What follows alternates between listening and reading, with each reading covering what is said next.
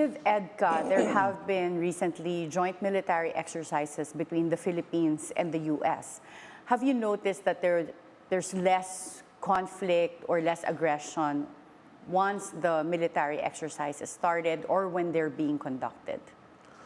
Well, that's a very tricky question, attorney. But, sometimes people are blaming that it's because of our active engagement with the United States that compelled China to behave aggressively in the past months and even years, right? But if we're going to compare it with the previous administration, wherein there is no active engagement with the United States, no Balikatan exercises, no naval exercises with the U.S. Navy, but those harassment of the Chinese government remains to be the same. Filipino fishermen during those years were still being harassed.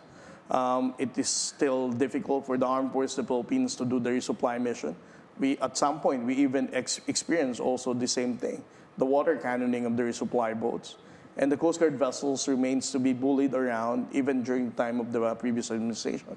So I think it's a false analogy to say that the reason why China is behaving this way, it's because under this administration, we are engaging the United States for a military exercise. Okay, so you would say that the aggression that our Filipino fishermen experienced before, during the time of former President Duterte and up to now, remain to be the same in terms of frequency and intensity? Yes.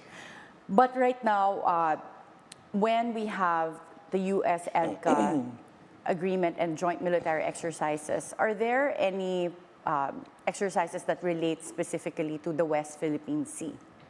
Well, not specifically in the West Philippine Sea. There are different areas that they do exercises, some of which are within our territorial sea as well.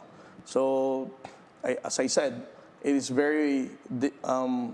is not quite accurate to say that it's because of all these military exercises that compels China to behave the way that they are behaving now.